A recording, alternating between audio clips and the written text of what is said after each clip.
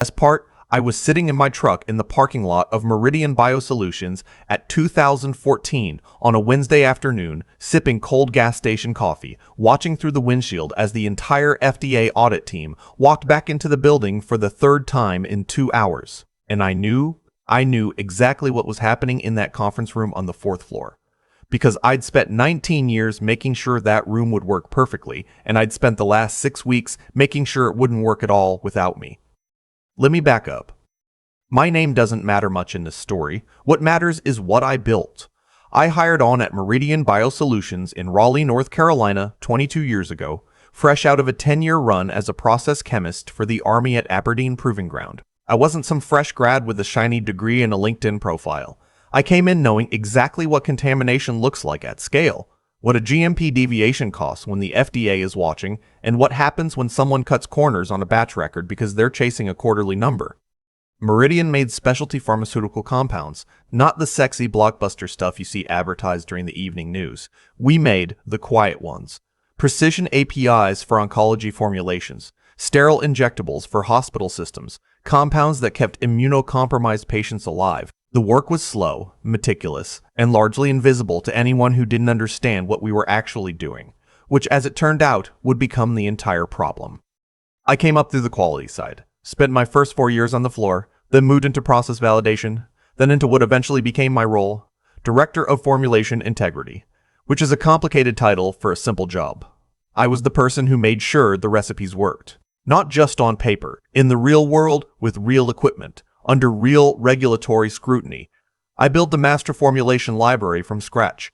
Every proprietary process, every deviation protocol, every critical quality attribute we'd spent years validating. That was mine. I built it with my hands and my notes and a whiteboard that I replaced 4 times over 2 decades. The company was good for a long time. The CEO, when I joined, a man named Hartwell who'd come up from the lab himself, understood what we did. He knew that in pharmaceutical manufacturing, there's no shortcut that doesn't eventually cost you in a 483 observation or a consent decree. He used to walk the floor on Friday mornings with his coffee and ask questions. Real questions. Not performance questions. He retired 6 years ago, and the board brought in someone new. His name was Chadwick. He came from the medical device side.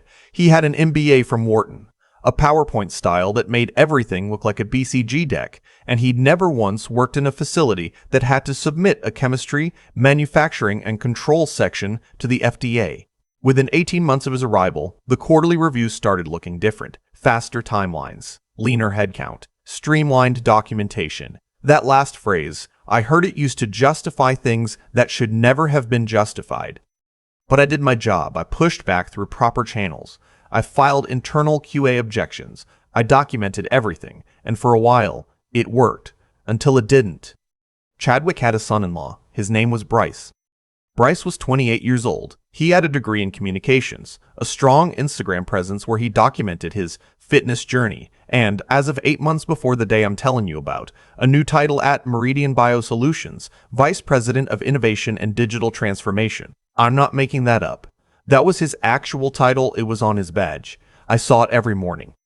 I didn't have a problem with Bryce personally, not at first. People land jobs through family connections. It's as old as business itself. But there's a category of that arrangement that's tolerable, where the connected hire is put somewhere they can't do damage, and then there's the other category.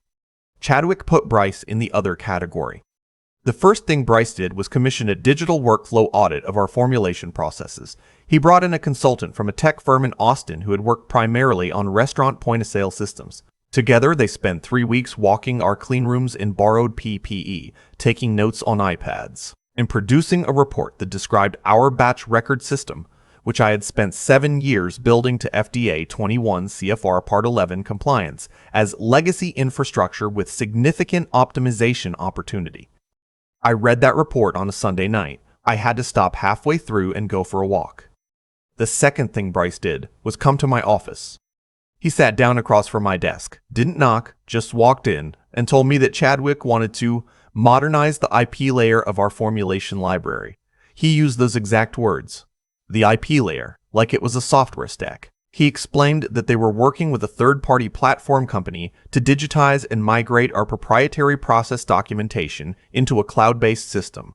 The platform company would have admin access during the migration. He wanted me to lead the knowledge transfer.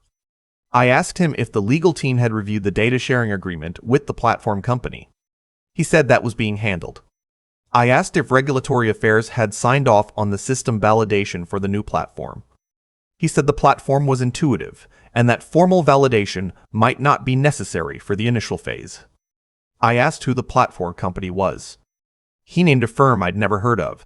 I looked him up that night. They'd been incorporated 14 months earlier. They had 11 employees. Their website had a stock photo of a laboratory on the homepage that I recognized as a Getty Images asset I'd seen on 3 other websites. They had no pharmaceutical clients listed in their case studies. Their listed address was a co-working space in Denver. I wrote a formal objection memo the next morning. I sent it to Chadwick, to our VP of Regulatory Affairs, to our General Counsel, and to the board chair. I stated clearly that migrating our proprietary formulation data to an unvalidated third-party platform with unknown security protocols represented a material risk to our trade secrets, our regulatory standing, and potentially our FDA operating license. I asked for the project to be paused pending proper due diligence. I got a reply from Chadwick's assistant 4 days later. It said that my concerns had been noted and that the project would proceed on its current timeline. 2 weeks after that, Bryce came back to my office and asked me to begin the knowledge transfer sessions. He wanted me to sit with his team and walk them through the master formulation library, our processes, our deviation histories, our validation packages, so they could document everything for the migration. I said no. Not rudely, not theatrically. I said I was not able to participate in a process that I believed posed regulatory and legal risk to the company, and that I had documented my objections in writing, and that I would be happy to discuss the concerns further with the appropriate stakeholders. But I could not lead or participate in the knowledge transfer as it was currently structured. Bryce looked at me the way 28-year-olds look at people who won't move out of the way. Like the problem wasn't the wall, the problem was you. He left, and I went back to work. That was on a Monday. On Thursday of the same week, Chadwick called me into his office. He had his HR director with him, a woman I'd always respected, though she looked uncomfortable that afternoon in a way she usually didn't. Chadwick told me that my refusal to cooperate with a direct business initiative was being treated as insubordination. He said the company needed leaders who were aligned with its strategic direction. He said he hoped I would reconsider my position. I told him my position was based on regulatory compliance obligations that were not optional. He told me he appreciated my perspective. On Friday morning at 7:45, the HR director came to my office alone and handed me an envelope. My access badge was deactivated at 8 o'clock. I drove home. I sat at my kitchen table for a while. My wife was at work, the house was quiet, I made a pot of coffee, and I thought about 19 years. Here's the thing about spending 19 years building something. You know where every piece of it lives. You know the parts that are documented and the parts that exist only because you showed someone how to do them, and those two categories are not the same size. In pharmaceutical manufacturing, there's a concept called tacit knowledge. The kind of expertise that doesn't live in a procedure. It lives in the person who wrote the procedure and has spent years knowing when the procedure is telling you something and when it isn't. You can document a process. You can't document the 23 years of intuition that tells you the process is about to fail before the instruments catch it. And there's something else, the kind of thing I'd never mentioned to Bryce or Chadwick because they'd never thought to ask and because it simply wasn't their business. Our 3 core formulation processes, the ones that represented roughly 60% of Meridian's revenue, were protected by process patents that I had developed during my time at the company under an employment agreement that included an intellectual property clause, a standard clause, the kind most companies put in without thinking much about it, except that clause, when I'd renewed my contract 8 years earlier, had been modified at my request. My IP attorney, a quiet, meticulous man I'd been using since my Army days, had suggested the modification during a routine contract review. It was a single paragraph that most people would read past without stopping. It established that while Meridian held the commercial rights to the patented processes, any modification, sub-licensing, or transfer of the underlying technical documentation required my written consent as the listed co-inventor. Chadwick had never read my employment contract closely enough to find that paragraph. His legal team apparently hadn't flagged it either. The migration Bryce was planning, moving our formulation documentation to an unvalidated third-party platform, constituted exactly the kind of transfer that required my written consent. Without my sign-off, any documentation provided to that platform would be provided in breach of the co-inventor agreement. I had not given my sign-off. I spent the 3 weeks after my termination doing two things. First, I called my IP attorney and we spent several days documenting, carefully and thoroughly, exactly what had been transferred to the platform company and exactly what my rights were with respect to that transfer. Second, I waited. I didn't have to wait long. Meridian had a Type B meeting with the FDA scheduled for the following month, a pre-submission meeting related to a new NDA filing they'd been working toward for 2 years. It was a significant milestone. The kind of meeting that, if it went well, would set the company up for a product launch that Chadwick had already been promising to the board and to investors. For that meeting to go well, Meridian needed to present a complete, validated, compliant documentation package for the formulation processes underlying the NDA. They needed the master batch records, the validation summaries, the deviation histories, the critical quality attribute data, all of it organized and defensible in front of federal reviewers. All of that documentation was in the formulation library I had built. The formulation library that was now in the process of being migrated, incompletely, without validation, and without my consent, to a co-working space in Denver. The week before the FDA meeting, I received a call from Meridian's general counsel, not Chadwick. The general counsel directly. She was careful and professional, and I could tell she'd been briefed extensively before picking up the phone. She asked if I would be willing to discuss the status of the formulation documentation. I told her I would be happy to discuss it, and that she should also ask her team to pull my employment contract and read Section 7, subsection C carefully before the conversation went further. There was a pause on the line that lasted long enough to tell me she hadn't seen it yet. She called back the following morning. The conversation was longer. She confirmed that their legal team had reviewed the co-inventor clause. She asked what my position was with respect to the upcoming FDA meeting. I told her my position was that I had been terminated for refusing to participate in a process that I believed was non-compliant, that the documentation transfer had proceeded without my consent in possible violation of the co-inventor agreement, and that I was not currently in a position to authorize any use of the underlying technical documentation for third-party submission or sharing. I told her I wished the company well and had no interest in being adversarial, but that my rights under the contract were what they were. She asked if there was a way to resolve the situation constructively. I said there might be, but that it would require a conversation that included proper legal representation on both sides, full reinstatement of my employment terms, and a complete halt to the platform migration project pending a proper regulatory review. She said she would take that back to Chadwick. Chadwick, from what I heard later, did not take it well. The FDA meeting happened anyway. They walked in with documentation that had been partially migrated, improperly formatted, and stripped of several critical validation packages that had not survived the transfer. I wasn't there. I was sitting in my truck across from the building, the same truck I'd parked in that lot 5 days a week for 19 years, drinking the same gas station coffee I always drank on long days. My attorney had advised me to stay away from the building itself, and I respected that. But I had a friend inside, a QA manager who'd worked under me for 11 years, a careful and decent person who'd had nothing to do with any of Chadwick's decisions. She texted me updates in the careful, oblique language that people use when they don't want to leave a clear record. The FDA reviewers asked for the primary validation package for one of the core formulation processes, the one I'd spent 3 years developing and had filed as part of a patent application in 2019. The package wasn't there. Not because it had been deleted, because it existed in the section of the documentation that required my consent to transfer, and that consent had not been obtained, and so when the migration had been done, that section had been flagged by the platform system as restricted and had not been moved. The reviewers noted the gap. They requested an explanation. The regulatory affairs team, now operating without me, with a new hire who'd been on the job for 6 weeks, could not produce an adequate one on the spot. The meeting was adjourned. The FDA issued a formal request for additional documentation. The NDA timeline, which Chadwick had already communicated to investors as on track, was effectively suspended. That afternoon, Chadwick called me himself. It was a different kind of call than the one that had ended with an envelope on a Friday morning.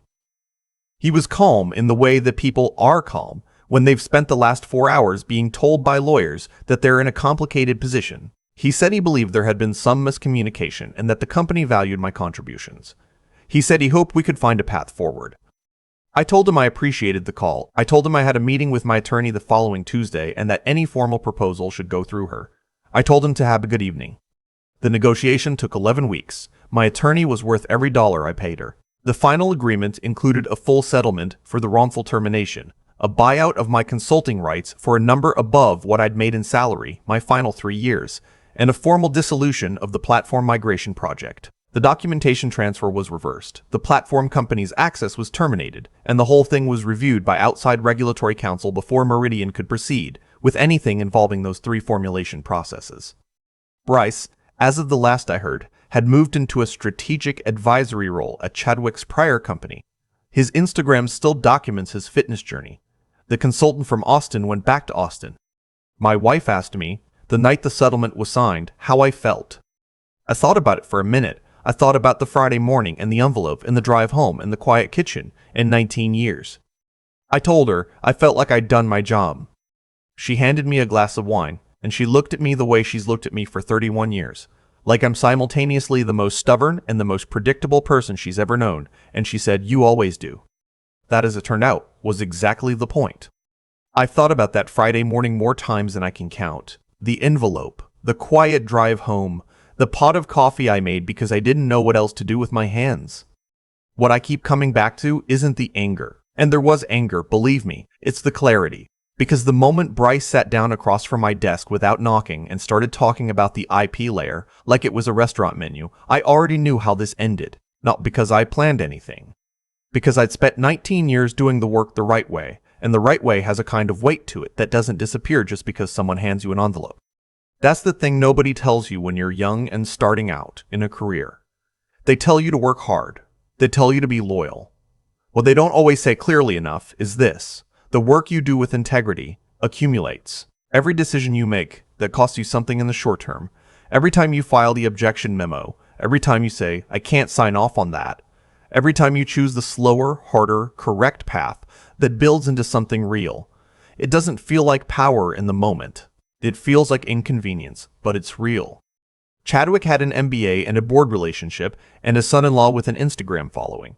What he didn't have was 19 years of showing up and doing the thing correctly when no one was watching. He'd never had to sit in a meeting with an FDA reviewer and defend a validation package line by line.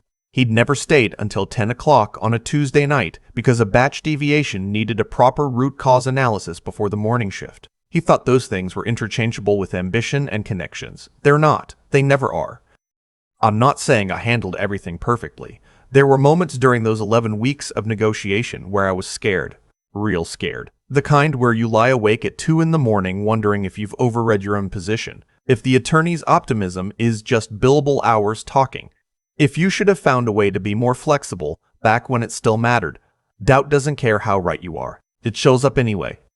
But I'd learned something during my time at Aberdeen, and then again over 2 decades in that Raleigh facility. The willingness to hold your ground when it's genuinely uncomfortable is not stubbornness. It's a skill. It's something you build the same way you build anything else, by practicing it in smaller situations until it's available to you in the large ones. Every time I'd push back on a shortcut that felt small and inconsequential, I was training for the moment when the shortcut wasn't small at all. Bryce is somewhere doing whatever he does now. Chadwick is still running a company, I'm sure, because men like Chadwick land somewhere soft. That's not bitterness, it's just true. But the platform company is gone. The migration is reversed. Those 3 formulation processes that represent the core of what I built are documented correctly, owned properly, and protected. The patients who need those compounds will get them made the right way. That's not a small thing. My wife asked me that night how I felt, and I told her I felt like I'd done my job. She already knew that. She's known it for 31 years. The people who know you best always know it before you say it out loud. That's the only kind of winning that holds up over time.